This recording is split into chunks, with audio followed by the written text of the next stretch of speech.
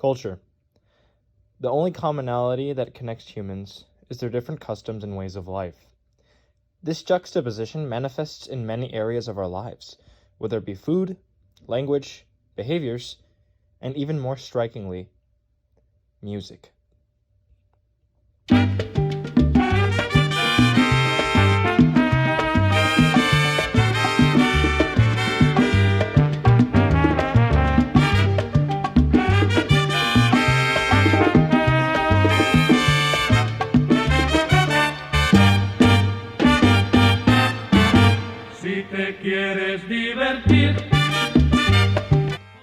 Immigration has played a massive part in redefining the American archetype, and the Latin American wave epitomizes this idea in many ways. From the 60s through 80s, the city of New York experienced new surges in people from Central America, Cuba, and the Dominican Republic. And along with a surge in immigrants, came a surge in a new musical style they brought along with them: salsa.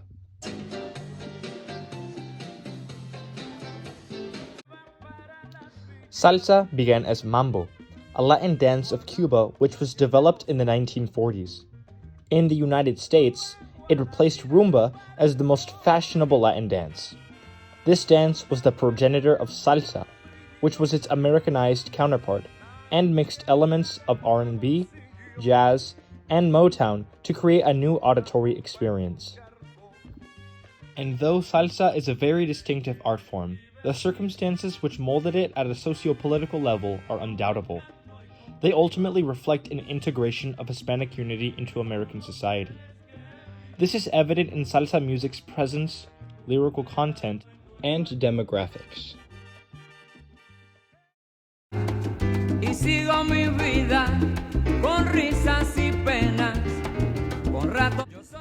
In show business, the model of "it's not what you know, it's who you know" is an unbreakable principle of sorts. There's no business like show business like.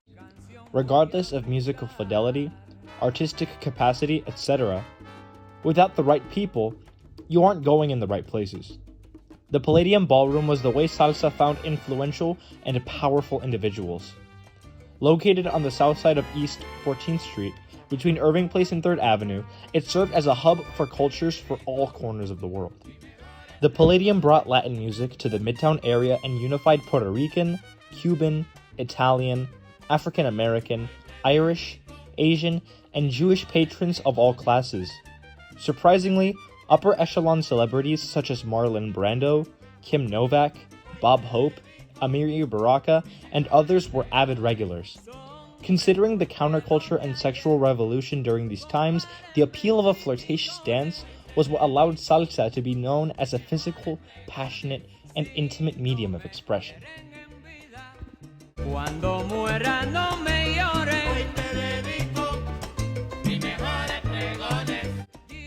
This scandalous and romanticized atmosphere helped redefine racist social norms and barriers. A dancer from the Palladium, Michael Terrace, even said, "It is a mingling melting pot where the blacks would dance with the whites and the Chinese danced with everybody else. Everybody loving the same music and the same dance." This shared identity fostered an equitable environment and made people believe in a world which anybody and everybody could dance to their heart's content on the floor, without shame, without fear, and without bias.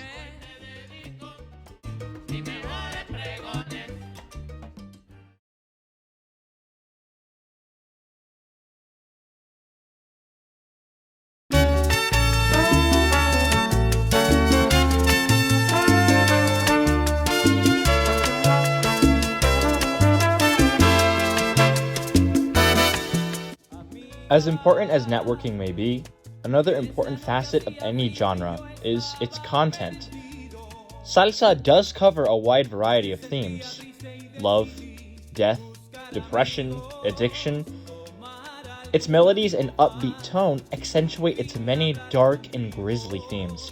For example, Rubén Blades, one of the most celebrated and prolific salsa artists of all time, talks about a double homicide which goes ignored by the denizens of New York. And to show you just how qualified this man was to speak about issues like this in New York, he received a BA in political science and law in the University of Panama, but also a master's of international law at Harvard University. A singer and songwriter of albums. I lost track. It's a long list. Probably you don't even know. Successful, he won 8 Grammys. 14. Y créanme que aunque hubo ruido, nadie salió. No hubo curiosos, no hubo preguntas, nadie lloró. Solo un borracho con los 2 muertos se tropezó. Cogió el revólver, el puñal, los pesos y se marchó. Y tropezando se fue cantando desafinó el coro que aquí les traje y da el mensaje de mi canción. La vida te da sorpresa, sorpresa te da la vida. Ay,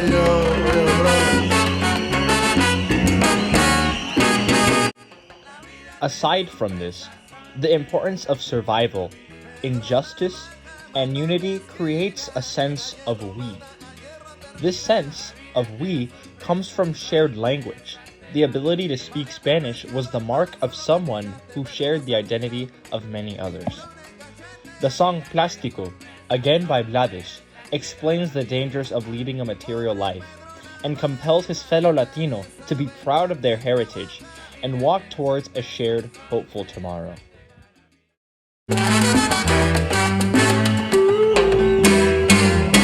Oye latino, oye hermano, oye amigo, nunca vendas tu destino por el oro ni la comodidad.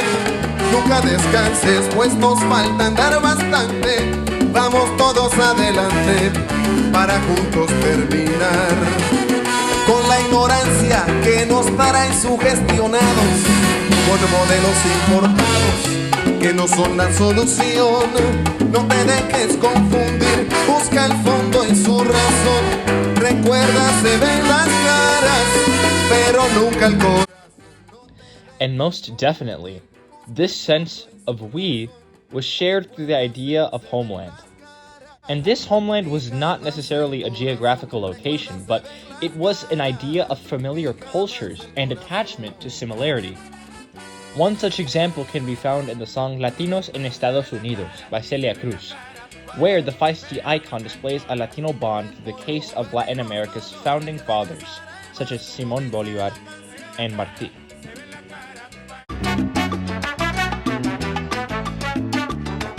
Simón Bolívar, Sarmientos, Benito Juárez, Martí, dejaron un gran comienzo para el camino a seguir. Debemos dar el ejemplo con la solidaridad. Soy latinoamericano, no tengas miedo de decir, pues todos somos hermanos en un distinto país. En la unión está la fuerza y así te respetan y te dan valor. No dejes que te convenzan que no se pierde el idioma español. Oye, mira, el inglés es muy bonito, el francés también, pero el idioma de nosotros es un tiro, mi hermano. And so we see the messages that each song tries to convey throughout its text. In the first, we see the grisly and dark themes of what it is to live in New York. The second goes to tell us a story on how to embrace your own culture, heritage, and not sell away who you are or compromise who you are just for the sake of riches or comfort.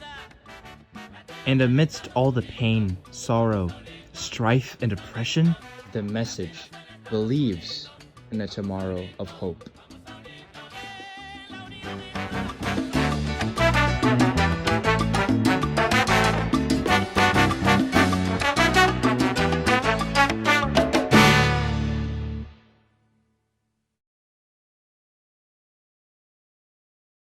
Well, a big day for politics. The results of the 2020 census are out. Now, one of the big headlines in California, Hispanics have become the largest racial or ethnic group, while whites are seeing historic declines. You know, Latinos helped fuel more than half of the growth of the U.S. population over the last decade, growing about twice as fast as the overall population.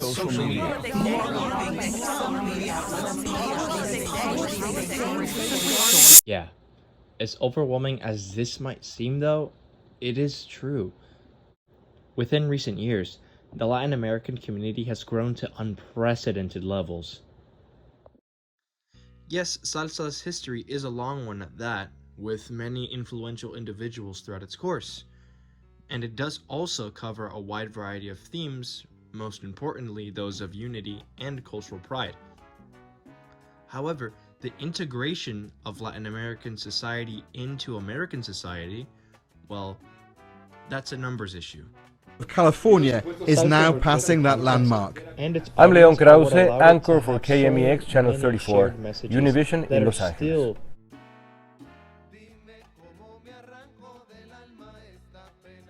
Communicated to this day.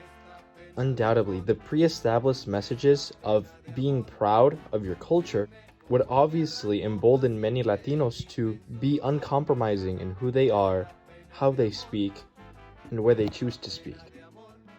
I'm Leon Krause, anchor for KMEX Channel 34, Univision in Los Angeles. For a long time, Hispanics were in this position, no, with politicians, actually like asking for things, and now they're starting to change that position and just stand up straight and just demand things from the political process. My name is Claudia Botero and I'm a reporter here at Univision Channel 34 in Los Angeles. I'm very proud of being a Latina. I'm Colombian. I came here when I was 8 years old, and I've definitely seen this huge change. People did not want to speak the language because they didn't want to have an accent. They were afraid of being discriminated. Now, we don't care. Now we want to speak our language. We want everybody to know that we're very proud and we're going to continue speaking our language, obviously learning English as well and assimilating into this country, but not forgetting where we came from. And this is what it's all about at the end of the day. This assimilation is by no means involuntary. The way that Latin Americans were able to transition from their original lives into the United States was an uncompromising sense of unity. This rhetorical approach was imperative in ensuring that they would maintain their cultural agency while also trying to understand this new culture they were accustoming to. Although racist institutions were still in place, they were markedly less overt than those during the 1800s. And with the increasing population at hand, we can only tell if there will be more of this behavior. Yes, salsa is a less than popular art form in today's age, but the foundations that it laid for Latino expression and cultural unity are absolutely undeniable. I know you might not know about it, but this means the world to so many people that you might not even know. And your awareness and dance is what gets us one step closer to that realization of equality.